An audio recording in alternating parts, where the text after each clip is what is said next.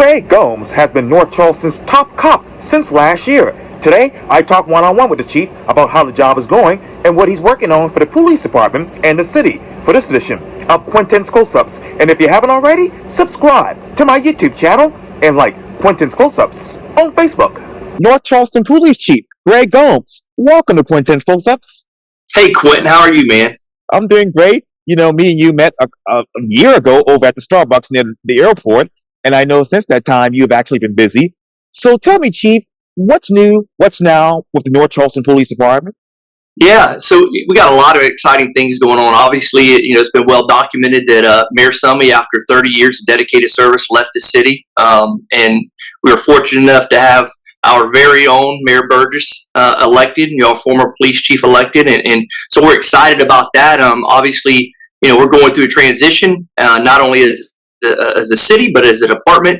So, we're in the process of doing that, but I don't think that the citizens will see any change in the services that they've been receiving, which is the most important thing. So, we're looking to make sure that we have a seamless transition. Obviously, in the interim leading up to the election, that we were just trying to make sure that we continue to provide the good services until we got a new mayor elected. So now that's happened. So, now we're going to continue to work with Mayor Burgess to continue to do great things here at the police department. How exactly did that transition affect your particular police department? Yeah, so it was kind of interesting enough. Reggie and I came up under him, and I think we both thought we would kind of leave here together, retire around the same time, and then he comes to me one day and says, "Hey, I think I'm gonna run for mayor." And of course, being a friend of his, I was definitely supportive, and he decided to retire and run. And when that happened, Mayor Summey approached me and said, "Hey, are you interested in taking over as police chief?" And I said, "Yeah, I'd be happy to do that for you, Mr. Mayor." I knew he had only 6 or so months that he was going to be there, and obviously depending on what the new administration wanted, there could be some changes.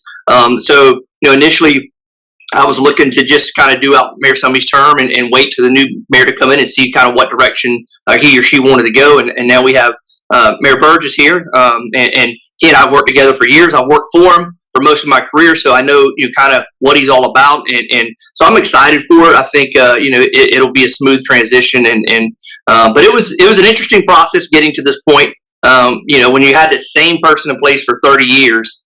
And Mayor Summey, and regardless of who's next, just that transition is a little bit of I guess a strange thing. The first day you walk in here and it's no longer Mayor Summey. It's a little different when that's all you've known for 30 years. But we're excited. I mean, I think with Mayor Burgess, like I said, you're not going to see much of a difference. From at least the employee standpoint, and I know he's excited to do some things. So it ought to be a lot of fun, Quintin, over the next few years.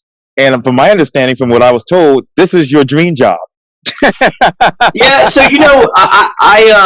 I don't know that I ever had aspirations of being the chief of police. When you get in this job, you just want to serve and you want to help people. And that's what I got into it for. And as I've been fortunate to move through the ranks, you find out that with these positions, you can have a more lasting impact, not only on the citizens but on the employees of the agency. And that's something that I've tried to do, is make sure that as I moved up, how does my position and title allow me to impact other people? And that's what this position does. Now as a chief of police, it just gives me the ability to impact more officers and more citizens. And like I said, I'm very fortunate that I've learned from the very best, in previous chiefs, Reggie Burgess, namely, that poured a lot into me, prepared me for this. And it was one of the first questions I was asked: "Are you nervous following up the most popular chief that this agency's ever had?" And I said, "I'm really not nervous. I mean, this guy poured into me for years. I've seen what's made him successful, and I've got the roadmap. It's just now I've got to follow it, and that's what I'm trying to do." What does that roadmap look like right now, Chief? Yeah, I think a lot. Like I said, you'll see a lot of the same. I mean, what we found is that community policing is critically important to success. Policing can only be as successful as the citizens and the communities allow them to be. And what I mean is, if you go into a community and you don't have buy-in from the citizens, and they don't trust and respect the police that serve them, you're not going to be successful. You won't get them to cooperate. They're not going to call in. They're not going to be friendly, and you're more of an adversarial role. So that's something you got to build relationships. And what we found is you can community police and proactively can police at the same time. You can do both of those. They're not mutually exclusive. You can do both of those, and that's something that we're continuing to try to work on. But it's all about having those key relationships in the communities with the stakeholders and the citizens, and explaining to them what you're doing and why you're doing those things. And that's something that we continue to impress on our officers, to make sure we're communicating with our citizens so that they understand the mission of the agency. And then when we go in and we do enforcement action, they understand and they feel like they're a part of it. And it's buy-in from them. So again, I think it all starts with community policing. How much has that action changed over the past year, Chief? Yeah, again, a lot of this is I'm following through with things that former Chief Burgess put in place, and we're just continuing to build on those things. And we're starting to see some of the fruits of our labor with the relationships that we built. We had a really good year in 23. All of our major crime categories, we had a decrease in crime. While all that's going on, our calls for service increased, which means people are calling. Our proactivity from officers went up. Our gun arrests went up. Our DUI arrests went up. So I think it's all a byproduct of relationships that we had. It's just something that we'll continue to do. And as we go through this, we'll continue to look for new initiatives, different things that we can do to add more people to the team. And what I mean, add people to the team, not necessarily police officers, but stakeholders in the community. Because it really takes all of us working together to create the community and the city that we want. Let me break that down, Chief. You obviously talked about some of the numbers being down in 2023, but then you said that obviously the DUI and gun arrests ticked up a little bit. Where exactly did those gun arrests take place in the city of North Charleston? Yeah, in different communities. You've got police officers, so and that's what I talk about communication, right? So if you have an issue in a community, and you go in and you sit down with the stakeholders and the citizens, you say, hey, we're having this problem. So to combat that problem, we're going to put more police officers in the community. You're going to see more police officers patrolling. And the intent is to stop this crime or that crime or whatever it is. And a byproduct of that is you make arrests and you get guns off the street. And like I said, is when you don't communicate and all of a sudden they just see a lot of police officers show up in their community, immediately they become adversarial. What are they doing? What are they doing? Because they don't know. And that's what I'm talking about. I think we've done a good job of making sure we build these relationships, we foster these relationships so that we're all kind of pulling in the same direction. Now, Chief, with the uptake of those gun arrests, where do you need more officers in those areas? Yeah, so us, like many agencies, we are having a challenge, keeping officers on the street. We're losing people out of this profession. It's difficult to recruit and retain police officers, but we're doing a pretty good job of it. But where we don't actually have police officers on the street, we're leveraging technology. With the support of mayor and council recently, we've deployed approximately 1,000 cameras throughout the city. So we're leveraging technology, in absence of actual police officers on the ground. And it's proven to be very beneficial. These camera systems that we have been instrumental in getting guns off the street, instrumental in helping with violent crimes, specifically some homicides. And again, it's cutting down on the work hours, right? The video tells the tale, it tells the truth.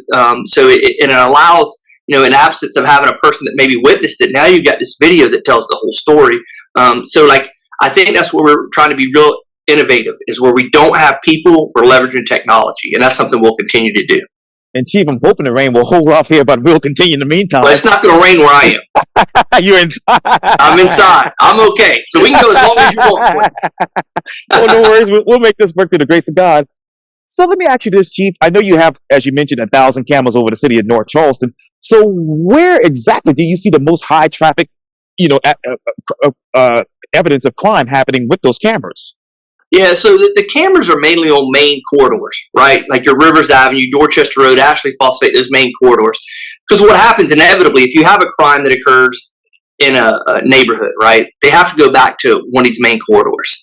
And that's what we're able to do. We're able to leverage that resource, the camera systems that we have throughout the city, and it just helps, right? So like if we get a vehicle description, we have an incident, we know it was a black Honda Accord, right? We just plug that into the system, and then it pops up all the black Honda Accords. So you can do it in many different ways, make, model of vehicle, color of vehicles, sedan versus SUVs. So, this technology it's amazing what you can do with it, and it's really made our job much easier. Again, none of that is a substitute to having actual police officers on the street, right? I'm not suggesting that we're going to do away with police officers, but what I'm saying is when you find yourself and where we are in this profession, where it's difficult to get people to get this job, it's difficult to have adequate staffing. You leverage technology, and that's what we're trying to do. And I think that's what we attribute. We've been able to do this with fewer police officers, or not adequate staffing, or the staffing that we would like to have. We've been fortunate to have a council and mayor that has given us the tools necessary to be successful. You mentioned obviously Ashley Phosphate and those other major corridors in the city of North Charleston. Where exactly else do you need to have more cameras in major thoroughfares that now that the city is actually growing? Yeah, and so we'll continue to look at that, right? So we're constantly looking at what cameras are proven to be beneficial, what areas maybe we need to put more cameras. So it's kind of a fluid situation. It evolves. Obviously, the city of North Charleston has now expanded out on 61 out there in Watson Hill. So that's an area that we're starting to have more homes. I think right now 300 or 400 rooftops out there. So we got 300 or 400 houses out there. So that's an area that we're going to start looking at, making sure that we're providing them the services that they need. And North Charleston is constantly growing. And not only does this provide protection to our citizens and the people that visit our city, but also the business owners, right? It helps us with break-ins and burglaries and all these other things that we have. So this is something that creates a safer environment, and an environment that's people can feel secure in. Hopefully, our businesses, and that's the other part of this camera system, Quintin. It allows us to ingest video from businesses. So if a location, Northwoods Mall, for instance, if they allow us to ingest their video, we can have access to their video immediately. And there's a lot of businesses that have signed up and told us where their cameras are. So what happens if we have an incident that occurs, on the 5,000 block of Rivers Avenue, we can put it in our system and say, okay, we know for sure we've got X number of cameras that have registered in this area. So we can send an email to those folks and say, hey, listen, we had an incident that happened between this time and this time. Can you look back at your camera system and tell us if you have anything? So again, like I said before, it's building these relationships so we have trust, and then they're a part of the solution. They're part of the solution to solve the issues that we have. So they go out and all of a sudden, yeah, I got something on my camera system. They send it to us, and they feel like they're part of the team. So like I said, it's all of us working together to solve these issues. And Chief, you mentioned this too earlier, obviously burglaries and those break-ins. Well, how much has that upticked by in the past year? Yeah, we haven't actually seen an uptick. That kind of stayed stagnant in that particular area with the property crime. Okay. Like I said, in violent crime, we've seen a decrease. Property crime kind of stayed the same, but property crime, you see, it seems like historically you see that fluctuation has a lot to do with what the economy is doing, right? If the economy's bad, you see an uptick in that. If the economy's great, you kind of see some of that property crime decrease. So a lot of times that's dependent on the way the economy's going. So that's kind of stayed stagnant where it is. But again, I like to think that maybe leveraging this technology has acted as a deterrent, right? People find out that we have cameras throughout the city. Maybe they'll look for softer targets, and that's something we've made it public where the cameras are. You can go online and look to see where the cameras are, because we think it's important that we have transparency and openness so that people understand what their tax dollars are being used for. What are those soft targets that you are keeping an eye on right now? Yeah, so I mean, obviously you're always looking. Like for instance, right now as we speak, we're trying to keep an eye on some of our Hispanic and Latino businesses. Often we see them as soft targets for various reasons. I think it's pretty well known that often Hispanics, Latinos will carry a lot of cash on them, right? So it creates, they're an easy target. So we're working with them. We're trying to educate them. We're trying to work with the banks to get them accounts open and just educate them about things they can do to harden the target, if you will, so that they're not so susceptible to being robbed. But that's a constant, education component. And again, it goes back to like we talked about, is having relationships in that community. So you have people that do have influence and do have sway with that community, and working with them so that we can build those relationships. How do you build relationships with the African American community as that is growing in the city of North Charleston? Yeah, so and you go back and you look at the I know a lot of people want to talk about it, but you go back and look at the Walter Scott Michael Slager incident in 2015. I think we all know that was kind of a pivotal moment in the city's history. And we had to do a lot of work after that, and we've done that, and we've gone out. And I think what it boils down to, openness and transparency, right? I say all the time, Quintin, citizens don't expect us as a police agency to be perfect, right? They know we're human, we're going to make mistakes. But what they do expect and what they deserve is for us to be honest and transparent about what happens and what we're doing. So I think that's what we've done, is we've met with people and we've let them in on the inside, right? because there's nothing to hide. We're an open book. And once people understand the process, and I think they really know your heart and know what you're about, inevitably you can build more trust. And like I said, at the end, it's about building trust. And we spend a lot of time in our African American communities working on building that trust. And quite honestly, I think it helps a lot. You look at a guy like Reggie and me, we're both from here.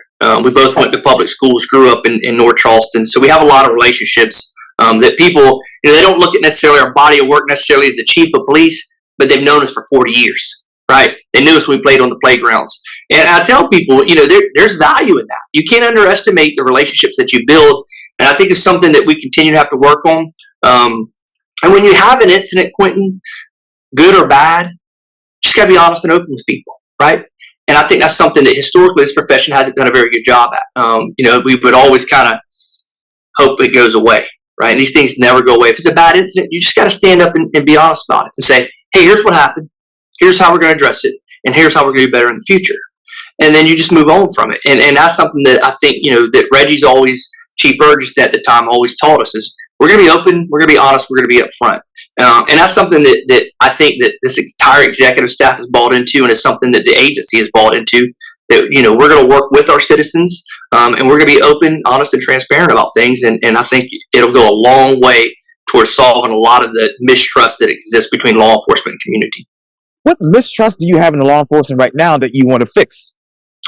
Yeah, and I think it's more broadly as the profession. I still think that there's a mistrust between certain segments of the community, particularly African American community and police. I like to think that here locally we don't have quite that issue because we've built relationships. But historically, I think the profession as a whole needs to do a better job of addressing the mistrust that exists. And I tell people all the time, whether it's actual mistrust or perception of mistrust, it doesn't matter.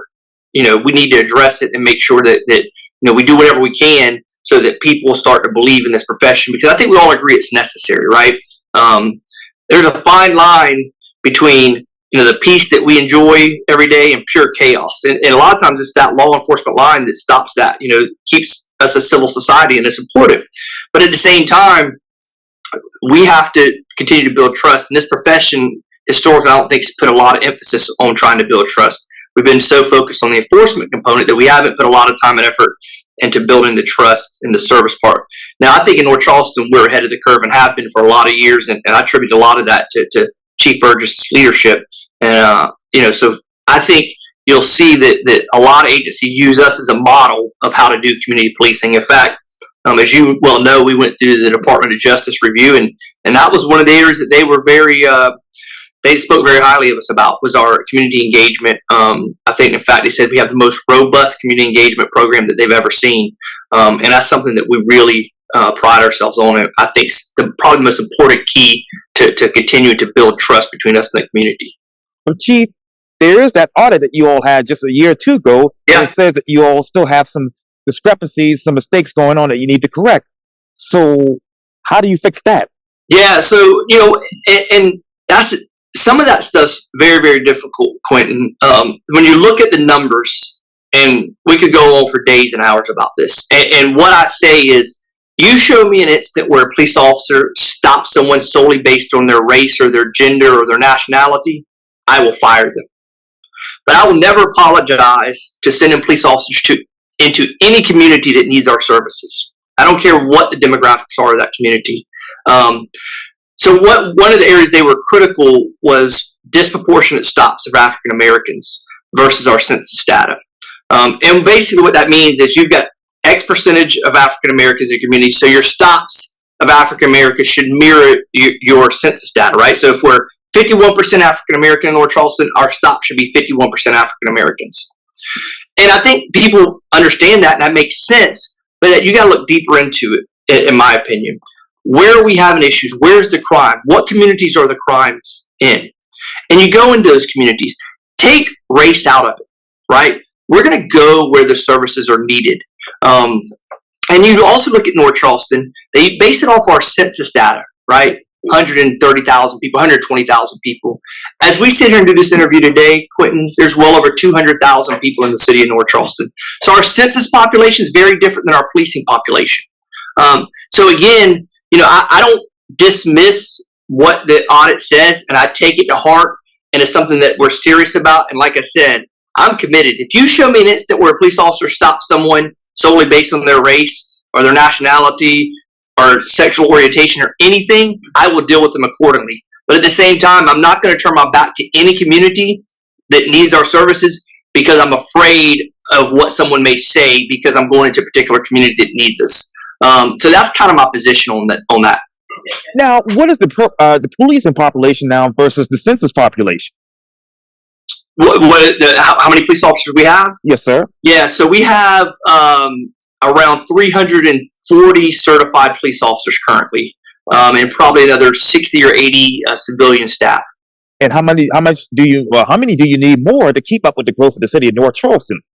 Yeah, so I think with Watson Hill and just the Right. natural growth, we'll be looking probably over the course of so for instance, right now, Watson Hill, that area we talked about earlier, eventually that's going to be its own precinct. Currently, we have 3 precincts, our bureaus. We have the South, Central, Yes. which is headquarters where I am, and then we have a North.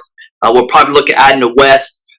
So as you do that, you'll look to add personnel. So I would suspect over the next 5 years, we'll increase our numbers by another 25 or 30 police officers, maybe even more, as the city continues to grow. I've seen some estimates that North Charleston will likely be the largest city in the state over the next 5 years. So the growth is going to continue. So, Chief, how do you grow with smart growth? Yeah, so I don't know that that's a question for police chief, but I think it's one of those things where you've got to make sure that you have the infrastructure in place. And what I mean with infrastructure, obviously we talk about roads and all of that, but do you have the services in place to provide for the citizens? And it's something that we're constantly look at. We look at 5-year plans. We look at projected growth and how we need to grow our agency to make sure that we keep up with the demand that we see coming. And like I said, that's something we look at now. We don't necessarily look just at the census data population. We look at our policing population. It's something we look at all the time. We know in the morning, between 7 and 9 a.m., there's probably 250,000 people. There's probably 250,000 people commuting through North Charleston. I mean, you see the interstates. And the same thing in the evening, 4:30 to 6. Right. The interstates are backed up and every secondary road has traffic. So obviously we deploy our resources based on those population spikes. I mean, it's something we'll continue to do as the city grows. So, where's that population spike right now that you're keeping your eye on as far as from a police department's perspective? Yeah, so you're seeing some infill, Park Circle area, even down south. You're starting to see some infill, old homes being torn down and new homes going up. But the upper Dorchester Road corridor in Dorchester County is just exploding. Yeah. That's an area it's just growing exponentially. So that's an area we'll look at growing. I talked about that will be part of the West precinct that I think you'll see come about probably the next 2 or 3 years, maybe 4 or 5 tops. But that's coming, and that area is just, like I said, that's going to be an area that's growing a lot. And that goes, you talk about different needs. That area up there, we have a lot of traffic issues, right? So that's where we'll put a focus on that up in that area. But, with Charleston, we're doing a good job of making sure that the growth is kind of dispersed evenly throughout the city. You even see it like the Park Circle area, even going down Sproul Avenue back towards Reynolds Avenue. Oh, yes. That area is growing. It's coming back, and I'm excited to see where the city is over the course of the next 5 or 10 years. I mean, I think it's set up to continue to grow and prosper like it has for the last 10 or 15 years. So, Chief, right now, what are those areas? What are those communities or neighborhoods in North Charleston that are actually crime-ridden, for lack of a better word? Yeah, so we have our challenge communities. I don't really like the word crime-ridden because I don't like the stigma that goes with that. I mean, any of the communities that we have some crime challenges, first thing I want to say is 90% of the people that live in those communities are great people, and that's why we go in those communities and do what we do, because those people deserve the services. Like I said earlier, I don't care what the makeup is of the community. I'm going in there for those 90% of those people that are great people that deserve to live in their community in a peaceful environment. But we continue to have some challenges down on the south end of the city. Some of those neighborhoods down there, continue to be an area that we put a lot of focus in, and that's where we're working with a lot of our community stakeholders to go in there and figure out what the problems are. And I say all the time, Quintin, you want to impact crime, you can hire the best police chief, you can hire all the police officers you want, right? Policing often deals with symptoms of larger societal issues, right? It's by the time the police get involved. So what we're looking is for holistic approaches, right? How do we change outcomes in young people? so they don't make these bad decisions that lead to a life of crime. So that's something that we're putting a lot of focus on. We're working with a lot of groups to identify at-risk youth and try to work with them to head them off. We're not going to fix them all, right? But if we can fix 1 or 2 or 5 or 10 or 15, and then they impact the next generation, right? And we slowly start to make inroads into some of these issues that we have. But yeah, I don't like to put any stigma on any of our communities. We got great people that live in every single community in this city. Now, Chief, what are those problems that you hope you can fix right now when it comes to those young folks? Well, I think it all starts with education. Obviously, the more involvement we can have from parents or adults in their life at an early age, I think is important. Which is, one of the reasons that we put officers in schools. Obviously after Sandy Hook is when that really kind of evolved, and there is a security component, but it's really about building relationships, and we've seen that over the years. We've got police officers here now that are here because of the interaction they have with SROs over the years. And that's what it's about. It's about building those relationships. And you look at a lot of our programs, our cops athletic program, our police athletic league. We identify at-risk kids at school and we get them in athletics. They think we're playing a game, right? They think we're playing basketball or we're playing, baseball or football or flag football, whatever. But we're really building relationships, and we're just using a game to really learn about life with them and get to know them, so we have relationships, so that when things happen later in their life, they feel like they've got someone that they can turn to. So, and it's not just us. We have a lot of community partners that do great things, and they help us, and we're continuing to foster those relationships and build on them. And, I think it's something that continues to evolve, and we learn as we go. We try some things, they don't work out great. We try other things, and then we have some success, and we build on those. So it's one of those things, it's a continual evolution. So what are those things that have not worked, and what are those things that have worked that you're actually building on right now? Yeah, so I think some of the things that one thing that I don't think has been very successful. I mean, you look like the Scared Straight program. You heard about that for years, right? Where you go in and you take these kids to these jail programs. That may help 1 or 2 kids, but for instance, that's never proven. You can't scare the kids out of it, right? So you got to figure out what makes them tick individually. Right? That may work for some, but as a whole, that doesn't work. You got to figure out what makes them tick. And you got to kind of get in their environment and figure out how do you get through to that person. So a lot of what we've found is sports is a great mechanism because most kids love sports. So as we're sitting on the basketball shooting hoops, we're talking about life. Hey, what are you going to do when you grow up? What have you thought about after high school? Well, I thought about maybe, I'd like to be on the port. Okay, well, cool. Well, I know a guy that we can go talk to help you with that, and those sort of things, right? There's an instance where we had a set of twins that were on our powder puff, and they did excellent on their SAT. I don't remember this. I think they had nearly perfect scores, but neither one of them had applied for college. Never thought about college, and we helped them. We helped them get into college, and they're being successful, but. It never was on the radar to go to college. They didn't think about that because they didn't have anyone in their life to kind of help them. So again, it's almost like an individual plan where you identify what that child needs and you work towards it instead of these kind of one size fits all. Like, let's herd everyone in the bus and take them to the prison and scare them. And say, you don't want to be here, right? Because that's not very impactful for all of them. So I think it's more like identifying individually what each kid needs. And obviously that requires a lot of resources and a lot of people involved, but we have a lot of people in these communities that are willing to help and are doing the work. You have that, those communities, community leaders and whatnot, Chief, but you have the trust from them, but do you actually have the trust from the residents? Yeah, I think so. I mean, Chief Burgess used to always say so eloquently is the phone keeps ringing. They keep calling us, right? Like I said, our calls for service are up, which means that the people are calling for our services. So I think we have that. And a lot of that has to do with, like I said, you figure out, you identify who the leaders are in the community, right? Who do the citizens trust in the communities? I could go down there, right? There's a community I go in, they may not trust anything I say, but if Quintin goes down there and says, hey, listen, I've worked with Greg for years. He's a good guy. We can work with him. Immediately, I'm going to have some trust because of the relationship I have with you. And that's what we're doing. We're trying to identify people that have voices in communities, that the community does trust, and we're using them to leverage their relationships to help us as a whole. Let me go back, Chief, because I know that the police department, according to the stats that I read, is mostly Caucasian. So with a city that is mostly African American, where exactly is the diversity in your department? Yeah, that's a challenge, and again, it's a challenge that we've had. Under Chief Burgess, we made huge strides in that. I don't have the exact numbers, but we have hired more African Americans to get in this community. But that's what I talked about is, specifically you talked about the mistrust in African American communities, right? It's kind of difficult when African American kids grow up and all they hear about is mistrust of law enforcement, right? What would motivate them to get in this profession?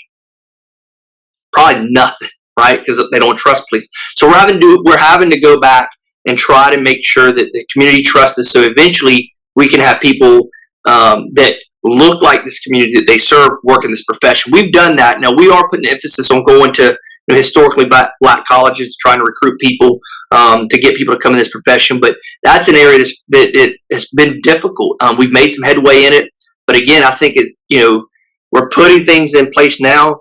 It's like we're building a house. We've laid the foundation, and it may take 6, 8, 10 years. But I'm hoping that now there's young kids that are attending elementary school that are African American that are interacting with police officers that say, "Hey, I want to do that. I want to get in that job and help people one day."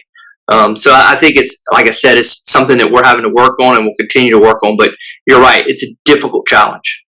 Do you believe, Chief, that parity hiring based on demographics is actually good for the city of North Charleston? I don't think, no, you shouldn't hire anyone based solely on their race or any other thing. They've got to be a good fit for this agency, and they've got to be here to serve for the right purpose. I think we could go in any profession and say there's bad Caucasians, there's bad African Americans, there's bad Hispanics or Latinos in certain professions, right? So first, the number one thing we look for in a prospective employee is someone that understands what we're about at North Charleston. And when we sit in this room and we interview them, we make sure that they understand that we're service first. Service first. Service to our communities first. And to protect comes second. Is equally as important. But if you can't do both of them, you're not a good fit. I don't care who you are or what you look like. If you're not here for the right reasons, you're not here to serve our citizens and protect them, then you're not going to be a good fit. Obviously, with the money that you put back into the community, how much are you using that to actually bring more or hire more people that look like African Americans into your police department? My apologies. Well, I think a lot of what we do is geared towards the African American community, right? And it goes back to what you talked about when we look at neighborhoods that are challenged, right?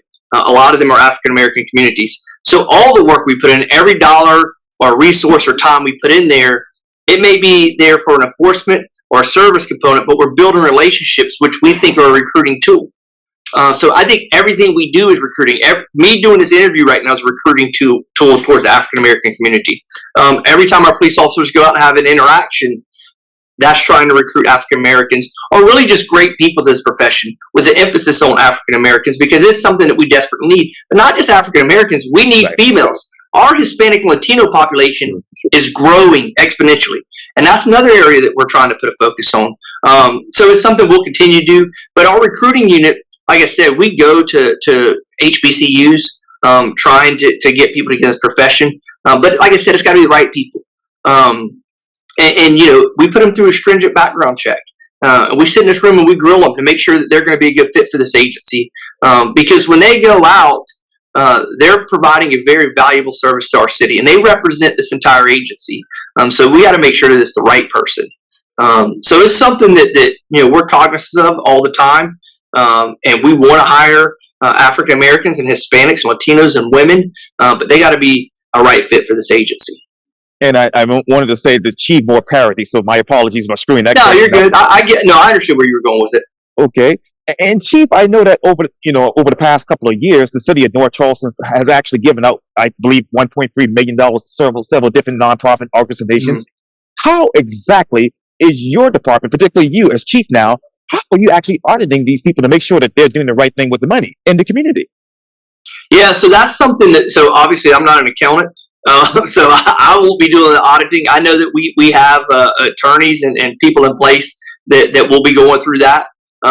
For me, purely from the police standpoint, not to dismiss the money, right?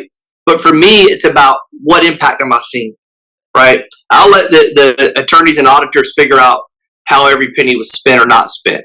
But what I'm looking for is how is the service and the work that these nonprofits are doing in the community? Are we seeing results? Is it impactful? So for me, from a police department, from a police chief, I'm looking for what impact is it having on my citizens, the citizens of this city. So for me, when I go and I have a chance to talk with the mayor or whoever, that's going to be the position I come from is, how is this nonprofit doing? Are they providing a service that our community needs? And I'll let the other people deal with, auditing the money or where the money was spent. I'm not dismissing that. That is important, but I'm not sure that that's necessarily the role of the police chief to figure out where every dime was spent. I'll leave that to the auditors. I just want to make sure that anyone we're doing business with is impacting our community in a positive way, and they're doing good work for our police department, our citizens. In 30 seconds, Chief, how many nonprofit organizations did your department give out money to in 2023? Yeah, 2023, is that the year we gave them out? I think maybe the year before. 22 maybe? It was so. 13 nonprofits. I think we gave $100,000 a piece to. Right. And we're going to look at that, and see which ones were impactful. I don't think all of them have, we'll have to sit and look, but I think some of them may not come back, right? We'll maybe say, hey, maybe we get a better bang for our buck. And some of them are doing great work. But we'll sit down and evaluate that. And obviously we have a duty to make sure that the citizens' money is being spent well. And there's people that can do math a lot better than me that will help with that part of it. But for me, like I said, I'm looking, what kind of impact are we having on our community? Are they doing good work? And I'll let the accountants and all that figure out how the money was spent, and I guess for each line item. But I'm looking for the impact it's having on our community. And I hope to get you back on, if it's okay with you, in 6 months to get the progress on what you're doing in the North Charleston Police Department and how your job is going. But for now, Chief Greg Gomes of the North Charleston Police Department, thank you for your time. And again, welcome to Quintin's Close-Ups. Thank you, Quintin. Thank you.